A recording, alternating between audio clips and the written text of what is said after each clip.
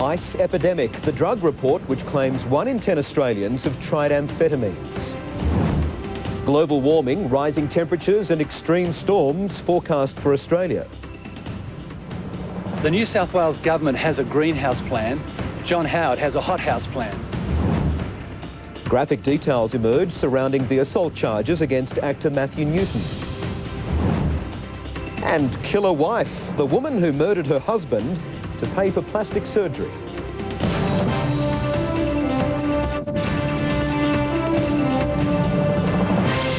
National 9 News with Michael Usher. Good afternoon. As statistics, they seem truly frightening. Almost 1 in 10 Australians has tried amphetamines, which include lethal drugs such as ecstasy, speed and ice. And that highly pure, highly addictive ice now has double the amount of dependent users than heroin. These figures, an ugly snapshot of Australian drug use, come from a report by the Australian National Council on Drugs. And its chairman, Dr. John Heron, joins us now. Thanks for joining us. Reading from your report, in the past year, 500,000 Australians have used methamphetamines, 1 in 10 have tried methamphetamines. Dr. Heron, going on those figures, it would seem every Australian would know someone who's used or is using these hard drugs. Well, the fact is that mostly it's younger people that are using it, so you may not meet somebody or not be aware of somebody. It's the 20 to 30-year-old age group and younger, and people who are attending rave parties and those sorts of venues are the ones that are using it more particularly. The good news is that not many people are becoming independent on it. Are you surprised by the widespread usage of this kind of drug? I was, because I obviously don't mix in that scene, and so I was unaware personally or among my acquaintances and friends. But the reality is those figures are based on a household survey of 20,000 people, so they're statistically significant. Are you confident that's a good snapshot of the drug use around Australia based on that survey? I think so, yes. It's always been accepted as a good survey and that the figures are accurate. So I think we have to expect that that's what's going on at the moment. And it's related to availability. It's also related to the economics. It's relatively cheap to get methamphetamines or ice as compared to heroin. On that subject of heroin, the report also says that more people are using ice. Is it almost twice the number than heroin now? Yes.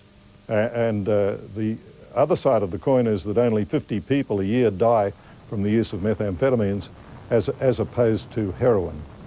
And what about treatment? Are people seeking treatment? Are the addicts trying to get help for this ice? Or is it like the old days of heroin? It's like the old days of heroin. Less than 50% are actually seeking treatment, and that's a problem, because in most Western countries it's up to 70%.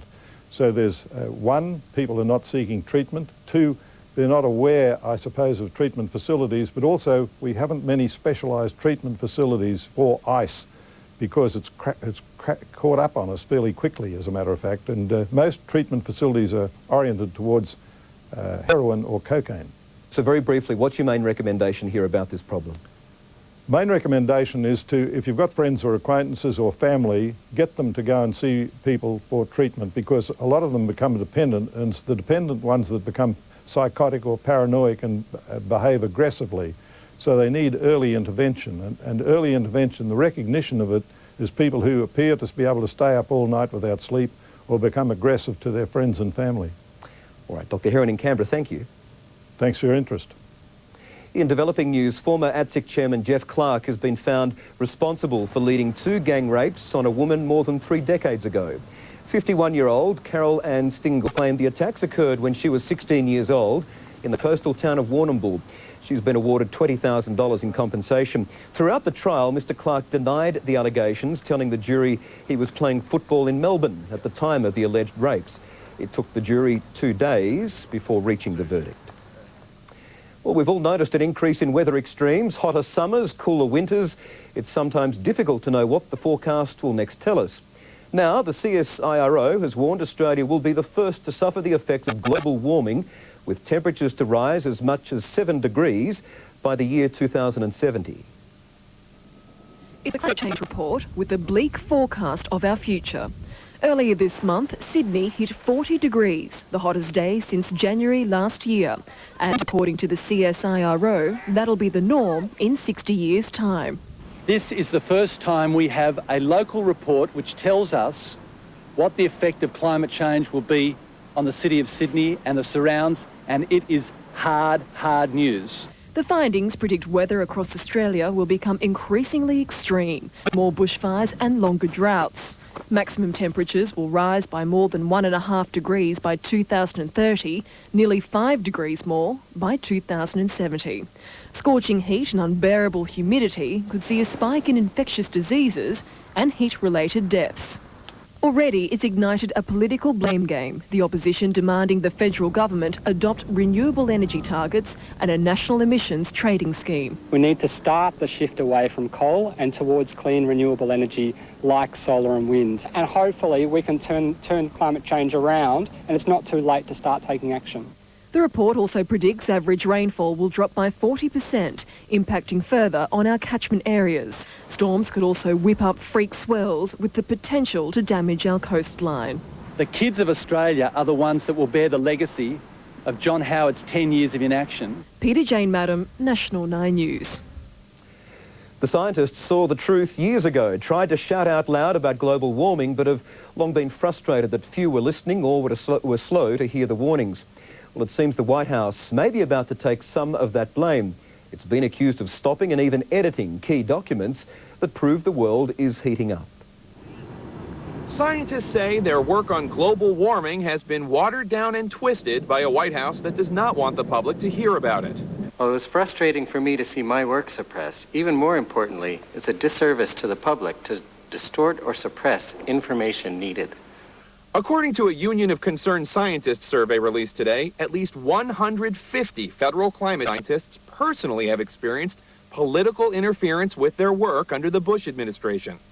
Rick Peltz, a former climate change official, testified that a White House aide edited a report to Congress deleting what is scientific consensus, that global warming is advancing the melting of mountain glaciers and polar ice. Did he ever give a plausible reason why he would remove that warning to Congress? He called it speculative musing. Speculative musings. Speculative musing. All of us have a right to our own views about the seriousness of global warming, but we don't have a right to our own science. The White House today said claims that the administration interfered with scientists are false and insists it's focused on making real progress in reducing greenhouse gas emissions. A Senate committee held hearings today, too, chaired by Senator Barbara Boxer. The committee's previous chairman, Senator Jim Inhofe, has called global warming a hoax. I'll put you down as skeptical on global warming. For the most part, though, senators from both parties expressed concern. The world is going to be watching us. The argument about climate change is over. Now it's time to act. The argument is over. Showing, if nothing else, on this issue there is evidence of a climate change in Congress. Sydney police are hunting two men over an attack on Sydney's lower North Shore this morning. 3 teenagers received multiple stab wounds at a petrol station in Cremorne after a fight between two groups. Police believe the incident stemmed from an earlier dispute at a nearby hotel. All 3 men were taken to the Royal North Shore Hospital, where they remain in a serious but stable condition. Despite their injuries, police have already interviewed them over the attack. More details of the case against actor Matthew Newton have been shown in a Sydney court, with police alleging he punched and threatened to kill his former girlfriend, Brooke Satchwell. Nine's Alison Langdon is following the story.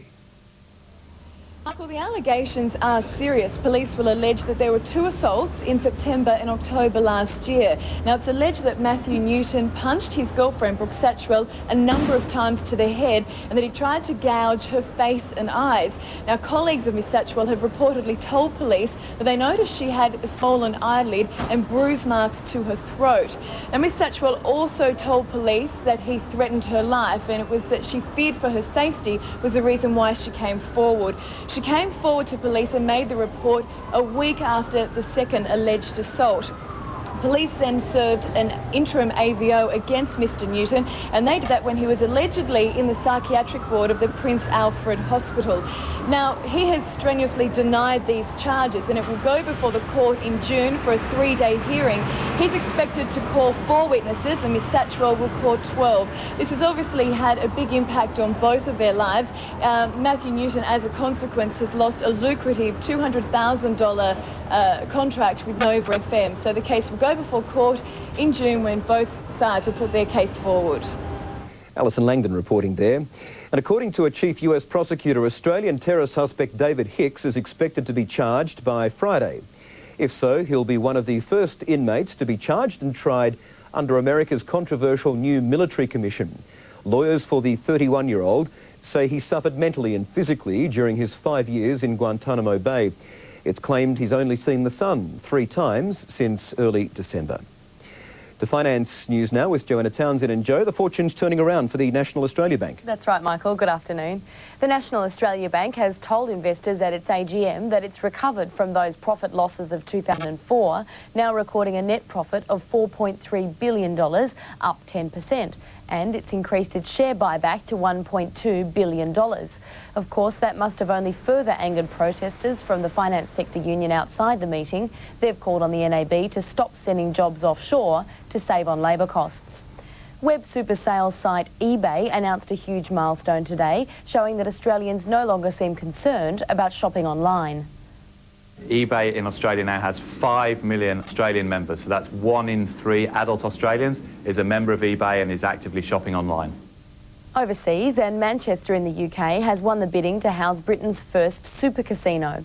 Against the betting that said London or Blackpool would scoop the pool, the $700 million Las Vegas-style casino will be housed in Manchester, together with more than 1,000 slots with unlimited prizes. I'm now live by Tom Petrovsky at CommSec. Tom, good afternoon. Woolies' market share just keeps on growing. Good afternoon, Joe. Yes, the second quarter was a strong one for Woolworths. Their sales rose by 11.5%. So all businesses performed very well with the exception of petrol. This suggests that other smaller grocery chains also had a strong second quarter, which introduces the possibility that Coles Myer might not have had such a good result. And that in part reflects the share price movements that we saw today. Woolies was up by about 0.5%, but Coles was down by well over 1%. And some new lending figures out today. What was the main message there?